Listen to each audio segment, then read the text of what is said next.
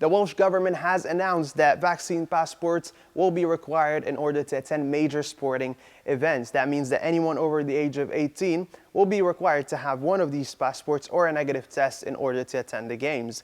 That will affect supporters of the likes of Swansea and Cardiff City, as well as the traveling ones such as Bournemouth, who have yet to travel to Swansea this season. Controversial topic, but what will the fans think? I think it's a good idea. I think we all want these things to keep going. So, like, we've had so long without being able to do these events. I think it's a very small price to pay. I like that it doesn't restrict freedom, because I think a lot of people are kind of concerned about being forced essentially to take a vaccine, especially in this country. We've got such a weirdly developed culture.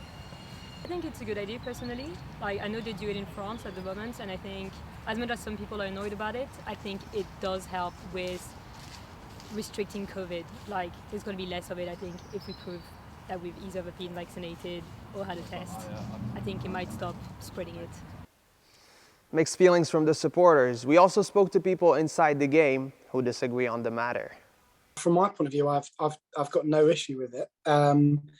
I think it's going to be interesting to see how they enforce it. But in principle, yeah, I mean, I think we're going to have a surge at some point. It's my personal opinion. And I'd rather they were able to keep football stadiums open. I suppose as from a club business kind of perspective, you know, it is certainly an increased administrative burden in that sense. And I think for me, it would need to be very much a kind of a last resort. It's an issue that continues to divide the nation. But the most important thing is that the supporters are back where they belong, in the stands. Miki Reisati, Solent Sports News.